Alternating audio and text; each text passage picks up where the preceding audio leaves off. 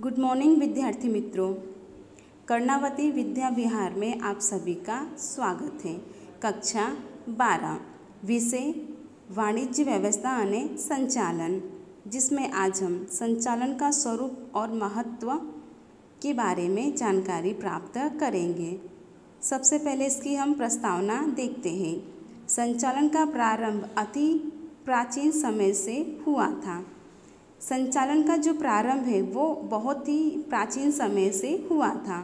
पाषाण युग में मनुष्य जानवरों का शिकार करके अपने लिए भोजन प्राप्त करता था। इसमें भी मनुष्य क्या करता था? संचालन के स्वरूप का उपयोग करके और अपने लिए भोजन प्राप्त करता था।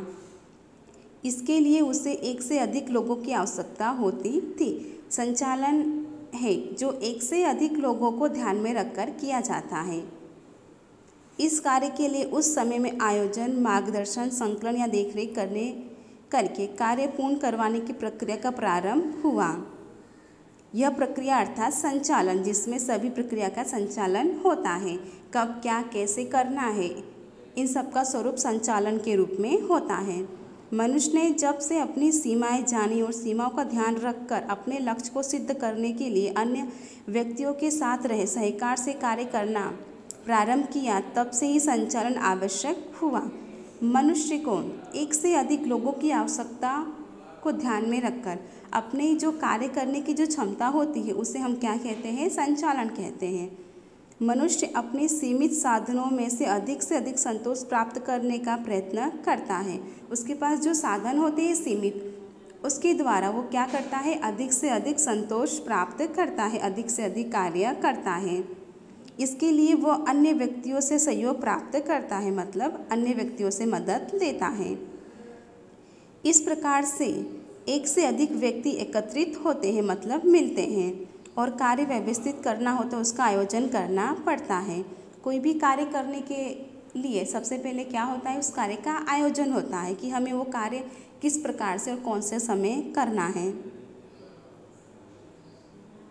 अधिकार और दायित्व का विभाजन करना पड़ता है, ये मतलब कौन से व्यक्ति को कौन से काम सौंपने हैं। आवश्यक हो वहाँ उसको मार्गदर्शन देने वाला कोई व्यक्ति चाहिए, मतलब जो संचालक होता है। और सभी व्यक्ति निश्चित किए गए अनुसार कार्य करते हैं। जो व्यक्ति को जो काम सौंपा जाता है वह व्यक्ति वही काम करता है, और सभी व्यक्ति निश्चित किए गए कार्य के अनुसार ही कार्य करते हैं या नहीं, इस प्रकार के नियंत्रण आवश्यक होते हैं। यह कार्य अर्थात संचालन होता है, जिसमें सभी कार्यों का समावेश होता है।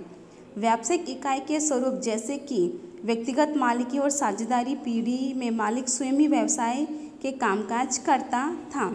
व्यक्तिगत मालिकी, इसके बारे में आप कक्षा 11 में पढ़ चुके हो, जिसमें एक ही व्यक्ति होता है जो संचालन और सारा दायित्व तो खुद ही उठाता है।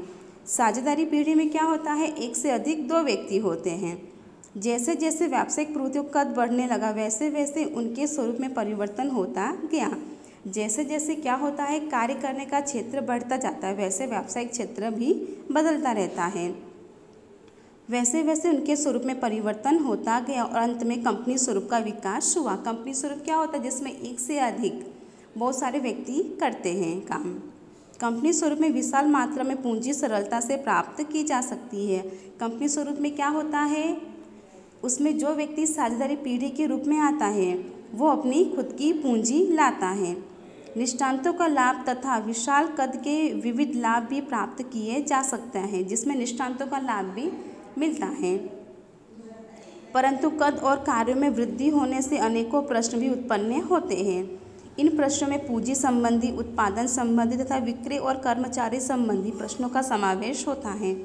ऐसे संजोगों में व्यावसायिक इकाई में विविध प्रकार के निर्णय लेने वाले और उसका प्रभावपूर्ण पालन करने वाले प्रशिक्षण प्राप्त अनुभवी और विशेषकर वर्ग की आवश्यकता होती है। इस वर्ग द्वारा किए जाने वाले कार्य को हम संचालन कहते हैं, जो सबको ध्यान में रखकर किया जाता है। अब हम संचालन का अर्थ देखेंगे।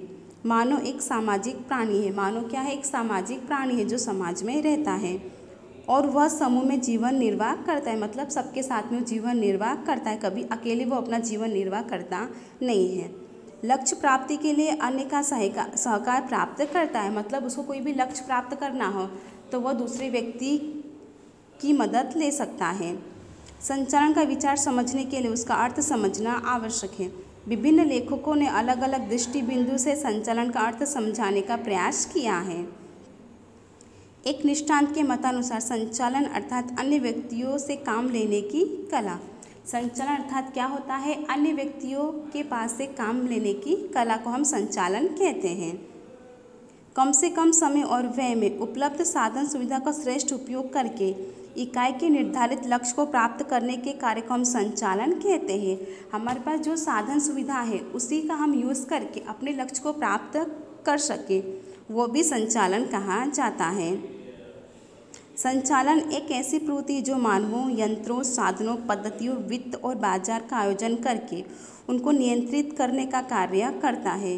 ये मानव प्रयत्नों को नेतृत्व, संकलन और मार्गदर्शन प्रदान करता है, जिससे इकाई वांछित लक्ष्यों की प्राप्ति कर सकती है, मतलब उसको प्राप्त कर सकती है। अब हम देखेंगे संचालन का स्वरूप, इसे हम लक्षण भी कह सकते हैं। अगर आपको एग्जाम में आए कि संचालन के लक्षण बताइए, अर्थात संचालन का स्वरूप ही माना जाता है। सबसे पहला क्या है? सर्वव्यापी प्रवृत्ति। संचालन क्या है? एक सर्वव्यापी प्रवृत्ति है जो हर जगह की जाती है। जहाँ जहाँ मानव समूह लक्ष्य प्राप्ति के लिए कार्य करता है वहाँ वहाँ संचालन की आवश्यकता होती है। अगर हमें कोई भी लक्ष्य प्राप्त करना है तो उसके लिए हमें संचालन की आवश्यकता पड़ती है। संचालन ये मात्र औद्योगिक क्षेत्र में ही होने वाली प्रवृत्ति नहीं है, बल्कि सामाजिक स्तर पर भी होती है, धार्मिक स्तर पर, कृषि, सेना, शिक्षण आदि क्षेत्रों में भी संचालन की प्रवृत्ति दिखाई देती है। संचालन प्रत्येक क्षेत्र की सभी इकाइयों में और इकाई के सभी विभागों में दिखाई देता है, मतलब उसकी हर जगह ज़रूरत पड़ती है संचालन की। अब क्या है? उद्देश्य लक्ष्य प्रवृत्ति। संचालन क्या है? एक उद्देश्य लक्ष्य प्रवृत्ति है। हमें जो लक्ष्य प्राप्त करना है उसके अनुसार हम संचालन करते हैं। संचालन एक साधन है, साध्य नहीं है। प्रत्येक इकाई की स्थापना निस्संदेह निश्चित उद्देश्यों की प्राप्ति के लिए की जाती है। इन उद्देश्यों को कार्यकुशल रूप से और मितव्ययिता पूर्वक करने के लिए संचालन आवश्यक है, जिसमें क्या हो? हमारे काम का सदुपयोग हो। सामूहिक प्रवृत्ति क्या है? संचालन एक सामूहिक प्रवृत्ति है जो समूह में की जाती है। संचालन दो या दो से अधिक व्यक्तियों के समूह की प्रवृत्ति है। जहाँ दो या दो से अधिक व्यक्ति निश्चित उद्देश्य को प्राप्त करने के लिए प्रवृत्ति कर रहे हैं वहाँ क्या होता है? संचालन आवश्यक होता है। सतत प्रवृत्ति। संचालन क्या है? एक सतत प्रवृत्ति है जो प्रत्येक स्तर पर होती है और हर समय की जाती है।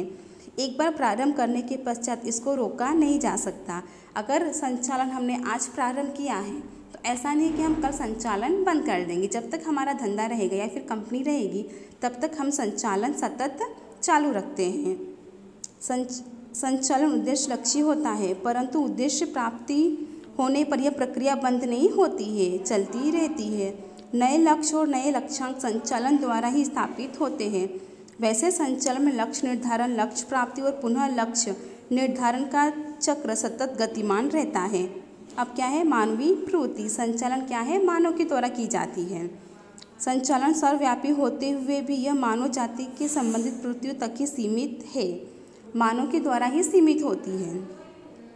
संचालन में मानव तत्व का स्थान महत्वपूर्ण है। मानव के बिना उत्पादन के अन्य साधन निरर्थक सिद्ध होते हैं। मानव के बिना क्या है? संचालन के कोई भी साधन क्या है? निरर्थक है, वेस्ट हो जाएंगे। संचालन मानव के लिए होता है, मानव द्वारा होता है। संचालन में मानव केंद्र स्थान पर होता है। संचालन में क्या है? मानव ही केंद्र स्थान पर होता है, इसलिए यह मानव के लिए मानव द्वारा होने वाली मानवीय प्रवृत्ति है। अब क्या है? निर्णय प्रक्रिया। हम संचालन में निर्णय कैसे लेते हैं?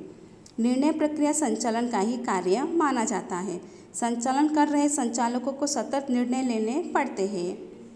निर्णय लिए बिना कोई भी कार्य नहीं हो सकता। निर्णय लेने के पश्चात संचालकों द्वारा उनका पालन हो, इससे संबंधित कार्यवाही करनी पड़ती है, मतलब कार्य करने पड़ते हैं। ऐसे निर्णय प्रक्रिया संचालन का ही कार्य माना जाता है। विज्ञान, कला और व्यवसाय। संचालन क्या है? विज्ञान, कला और व्यवसाय भी माना जाता है। विज्ञान की तरह संचालन में भी निश्चित नियम या सिद्धांत होते हैं। जिस तरह से विज्ञान में निश्चित नियम और सिद्धांत होते हैं, उसी प्रकार क्या होता है? संचालन में भी निश्चित नियम और सिद्धांत होते हैं। जिससे कितने लेखक संचालन को विज्ञान के रूप में भी पहचानते हैं, मतलब विज्ञान के रूप में भी मानते हैं।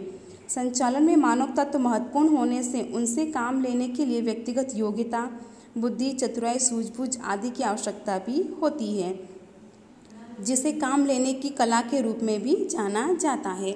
आधुनिक व्यावसायिक इकाई का संचालन शिक्षण प्राप्त निष्णात संचालक वर्ग को सौंपा जा सकता है, जो कार्य करने में निपुण हों।